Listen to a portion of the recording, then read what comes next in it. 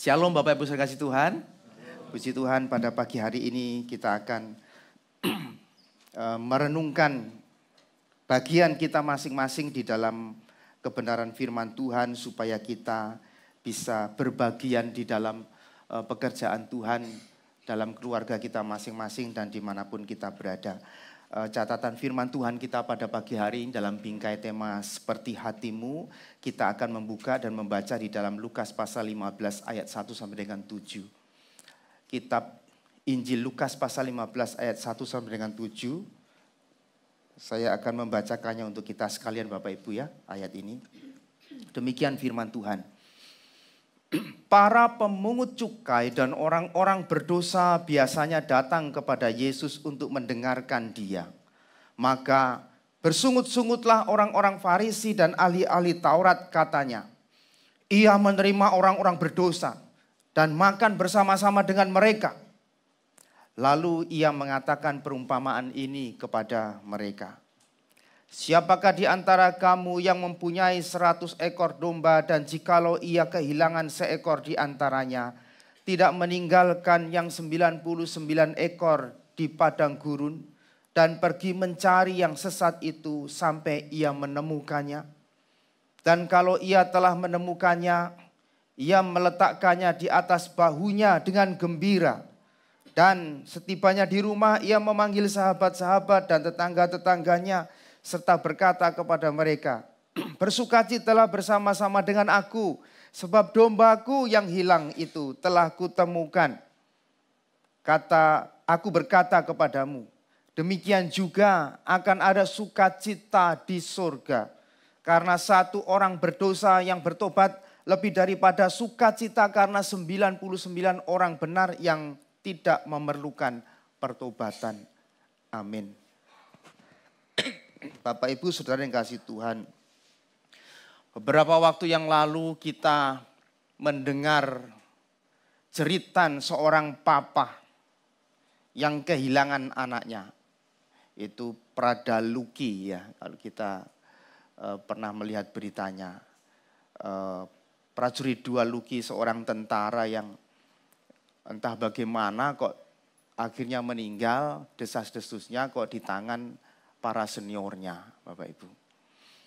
Jadi kemudian minta diotopsi gitu, diotopsi juga tertunda-tunda, nggak jelas gitu. Sehingga sebagai seorang papa, dia langsung mengambil inisiatif untuk mengambil mayat atau jenazah dari anaknya itu. Ini adalah jeritan hati ayah yang kehilangan anaknya, Bapak Ibu. Betapa pedih rasanya. Jenazah anaknya pun ia perjuangkan supaya segera diambil, segera dibawa pulang. Langsung dikasih konfirmasi kok. Enggak. Ditambah lagi konfirmasinya Bapak Ibu.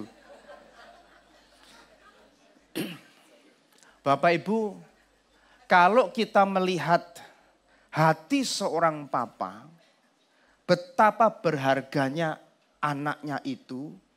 Dan dia tidak hiraukan yang lain-lain. Bahkan dicegat sana sini ada atasannya dan lain sebagainya itu melarang karena ini belum selesai. Dia nggak pedulikan gitu. Apalah artinya. Dia menganggap anaknya begitu sangat berharga itu. Dan dia sudah kehilangan itu. Apapun dia lakukan untuk mengambil kembali putranya yang sudah tidak bernyawa itu.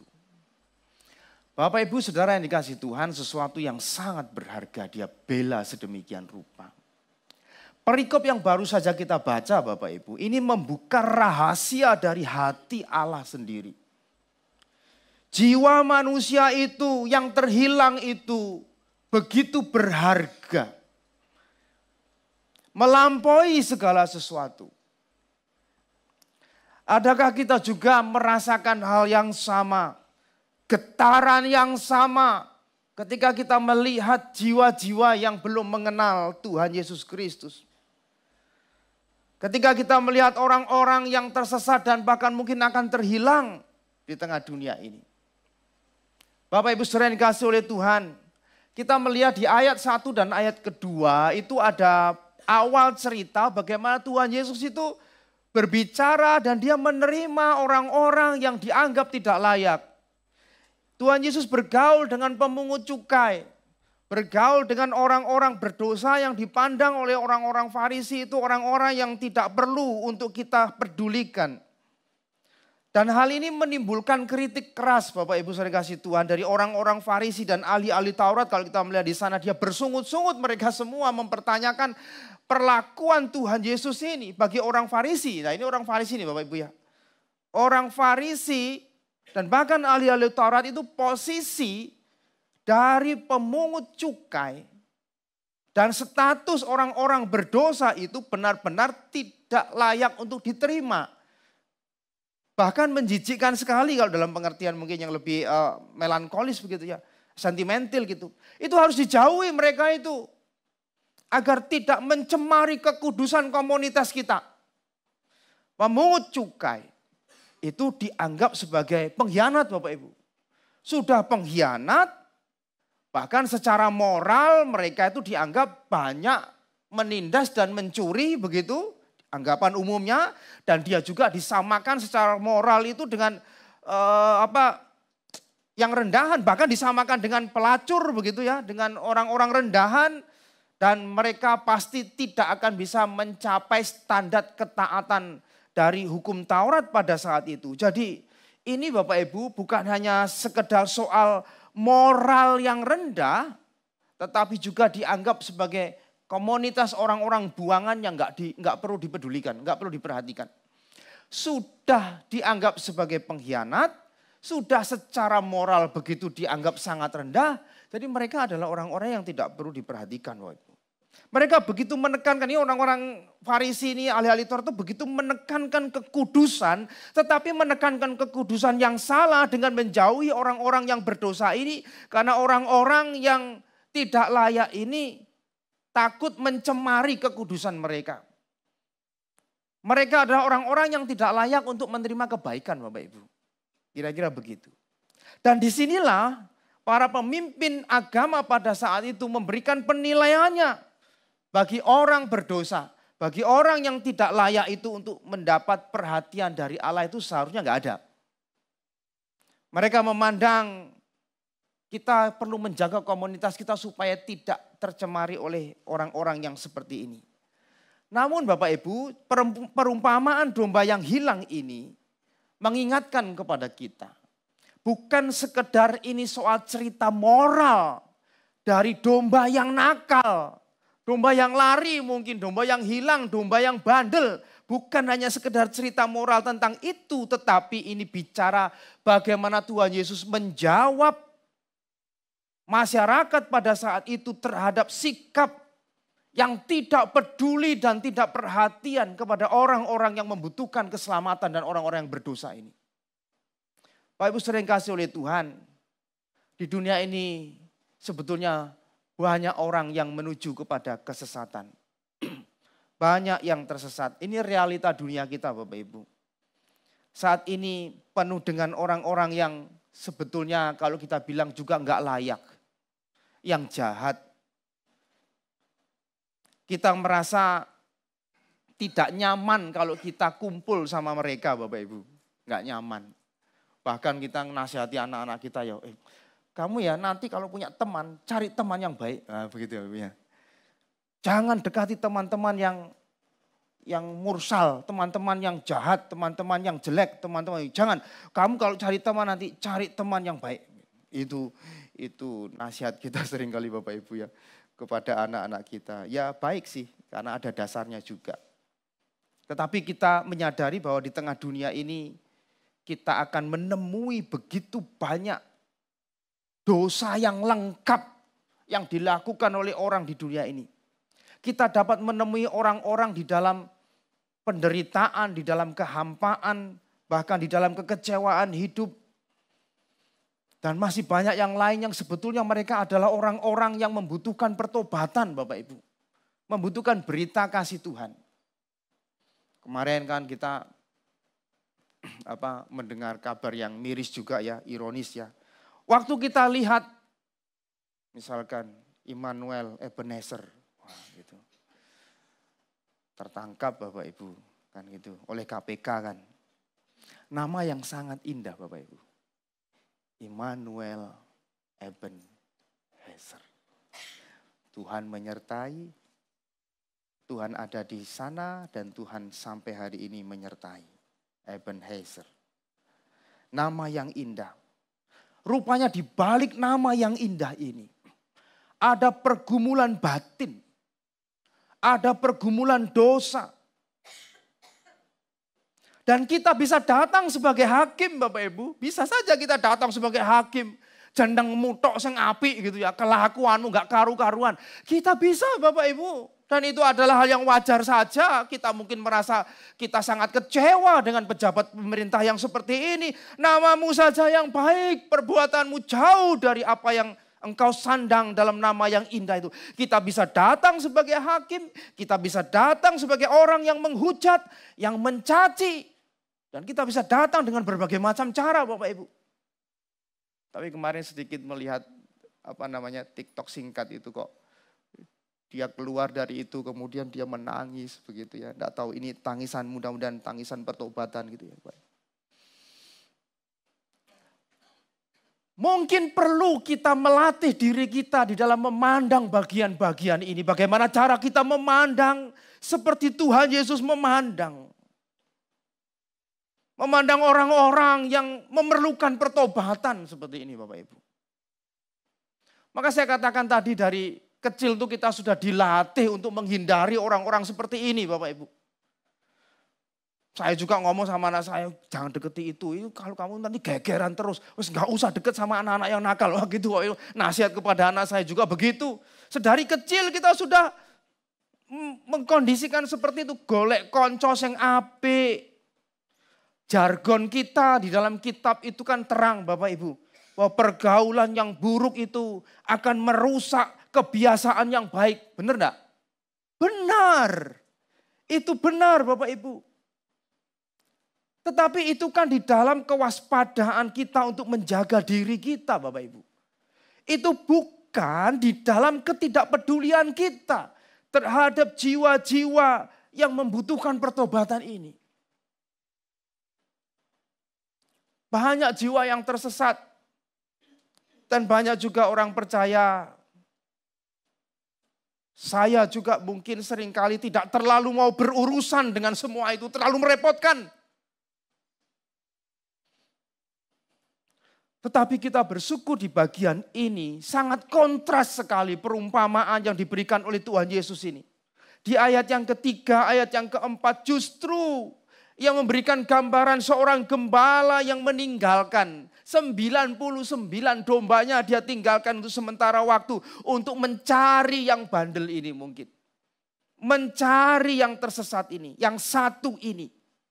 Allah mencari yang hilang. Allah melihat jiwa itu begitu sangat berharga. Sangat berharga. Yang tidak bisa ditukar dengan apapun di dunia ini. Dengan begitu banyak jumlahnya. Dan orang Farisi itu orang-orang yang sibuk untuk mengkritik Tuhan Yesus. Karena Tuhan Yesus peduli dengan orang-orang seperti ini. Karena Tuhan Yesus makan dan menerima orang-orang seperti ini. Orang Farisi, ahli Taurat itu sangat menekankan sekali lagi kekudusan sehingga mereka itu jangan sampai mendekat kepada orang-orang yang seperti ini. Tetapi justru Tuhan Yesus malah makin mendekat itu sebagai tanda penerimaan kepada orang-orang yang seperti ini.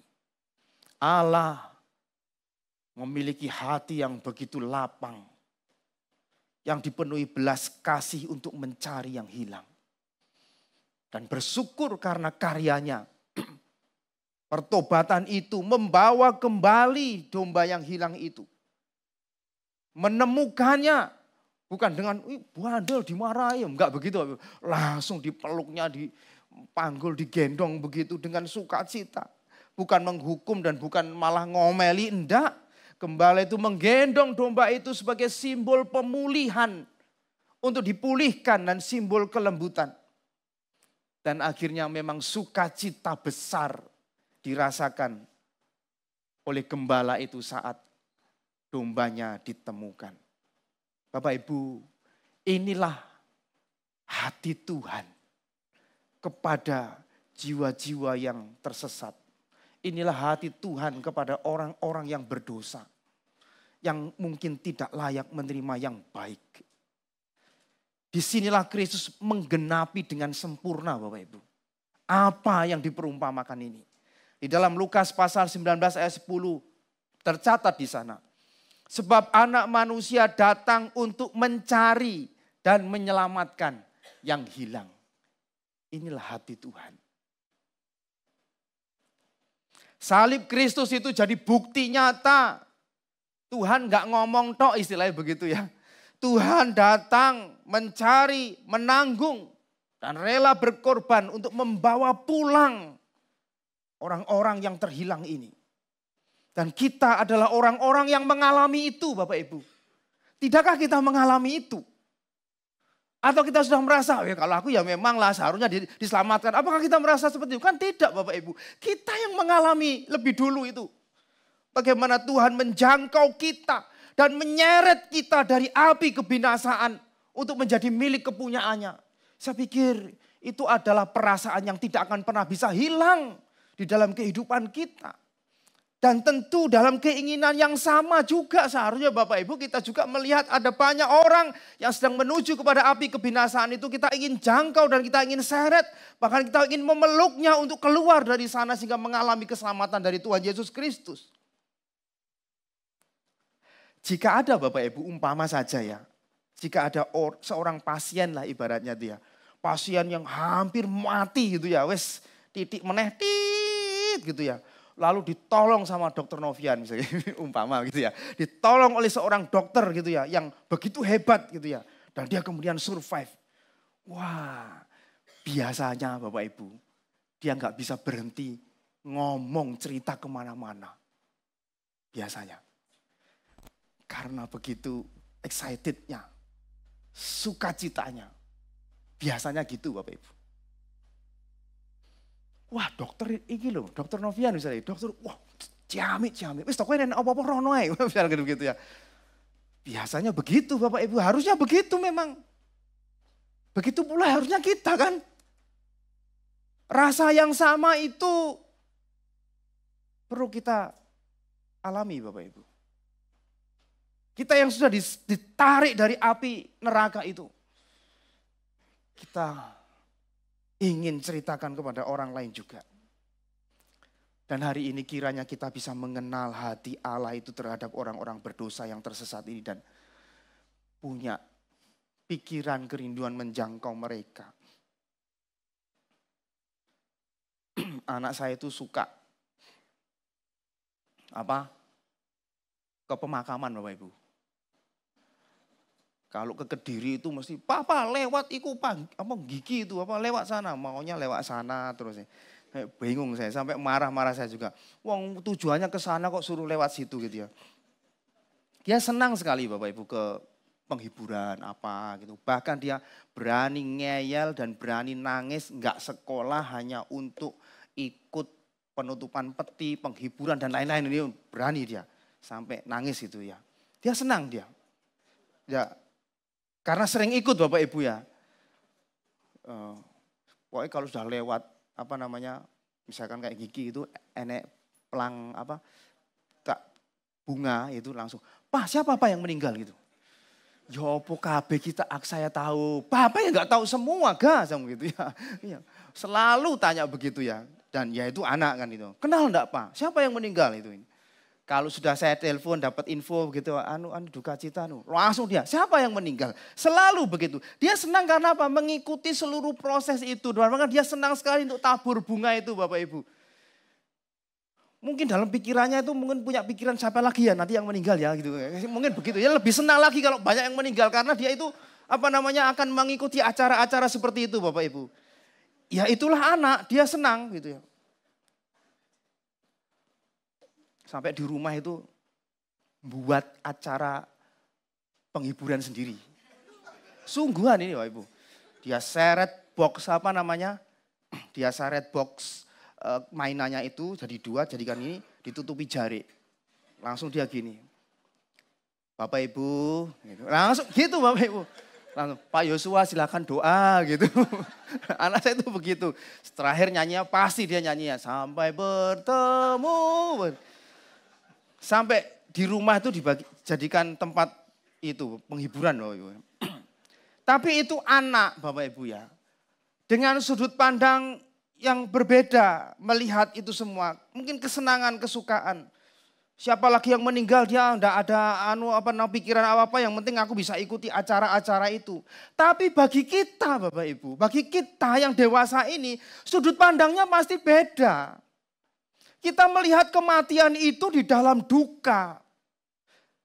Kita melihat kematian itu di dalam satu keprihatinan. Puji Tuhan kalau yang meninggal itu adalah orang yang sudah percaya kepada Kristus sehingga ada sukacita di balik duka cita itu. Puji Tuhan.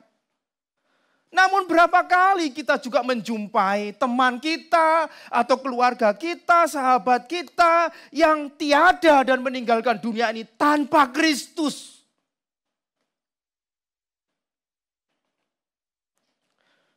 Saya kemarin 3 hari yang lalu ditelepon. Ditelepon itu jam 5:30 kurang Bapak Ibu. Telepon. Kok tumben-tumben telepon ini memang enggak ke gereja tuh. Kak, tolong mama kondisinya sudah sangat lemah sekali. Sudah di rumah sakit gitu ya. 7 hari sudah enggak ada perbaikan, ngotot mau pulang begitu. Mintanya pulang ini ya. Bawa ke rumah. Setelah bawa ke rumah, oyeng lah istilahnya gitu ya. Ininya nggak mau pasang udara ini, oksigennya udara ya. Langsung itu semalaman nggak tidur, kemudian mulai drop dan lain sebagainya. Telepon saya waktu itu masih di kamar gitu ya. Terus, saya angkat teleponnya, iya. Saya nggak boleh sebutkan namanya, ini ceritanya saja. Oke. Nanti ya setelah saya nganterkan anak-anak nanti tak lihat ke sana gitu ya. Sudah tak tutup. Istri kan dengar saya telepon, dia di ruang tamu. Sopo aja, iki lho, kondisi ini ngene. Ya wis kono aja mbok tunda-tunda, ngono kuwi. Ya wis sana jangan ditunda-tunda. Langsung saiki urusan anak arek kok tak terno gitu. Enggak belajar dari pengalaman. Datang saatnya harus telah datang sudah enggak ada orangnya. Jadi langsung ya wis enggak apa-apa, cuma pakai celana langsung berangkat saya di situ dan di situ ya memang betul Bapak Ibu. Kondisinya sudah sangat lemah. Bahkan sudah hampir tidak dengar, tapi saya teriaki gitu ya. Orang ini memang tidak pernah ke gereja, tidak kenal Tuhan Yesus Kristus, tapi keluarganya itu simpatisan, tapi dia mau langsung.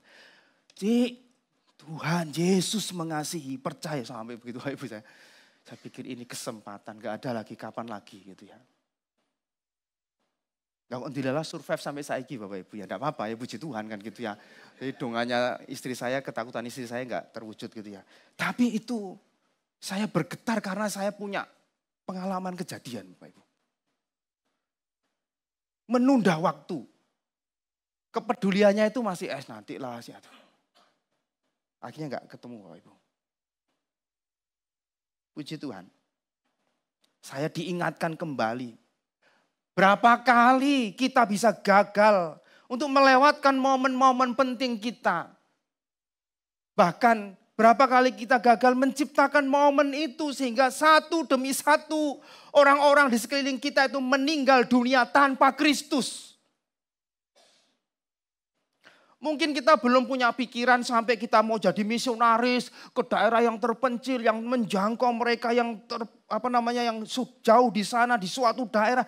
Mungkin kita masih belum punya pikiran itu Bapak Ibu. Tidak apa-apa Bapak Ibu, kita juga terbatas dalam segala visi dan keadaan kita. Tapi mungkin kita juga bisa berbagian.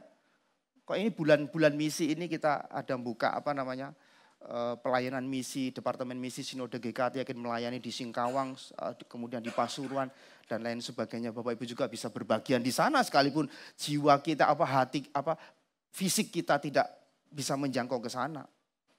Ada persembahan misi di sana. Tetapi sekalipun kita tidak atau belum punya pikiran ke sana Bapak Ibu. Sampai sejauh bagaikan seorang misionaris. Tapi bisa jadi bahwa di dalam sekitar kita, bahkan di dalam keluarga kita sendiri, di dalam perkumpulan kita ada yang terhilang. Yang membutuhkan kita, membutuhkan doa kita. Membutuhkan kasih Kristus. Dan kita secara tanpa sadar kita melewatkan itu begitu saja. Dan mengabaikan begitu saja Bapak Ibu. Dan hari ini kita kiranya hati kita bergetar kembali untuk melihat hati Tuhan itu seperti apa. Melihat orang-orang yang akan binasa ini. Dan Tuhan menitipkan itu di dalam hati kita masing-masing. Mungkin gak usah terlalu jauh, kita mulai dari doa dan sebutkan nama. Orang yang kita rindu dia mengenal Kristus. Dan diselamatkan oleh Kristus. Mulai dari doa kita, mulai dari perhatian kita. Dan lihatlah bahwa Roh Kudus akan memunculkan itu, belas kasih itu di dalam hati kita. Dan kita bisa memiliki hati Kristus bagi jiwa-jiwa yang terhilang. Berapa banyak saudara saya yang meninggal tanpa Kristus? Banyak. Dan itu kesedihan tersendiri. Tapi kita tidak akan ada di dalam kesedihan terus-menerus. Karena di depan masih ada orang-orang yang dipercayakan kepada kita. Kiranya Tuhan menolong kita, memberkati kita menjadi alatnya. Amin. Mari kita berdoa.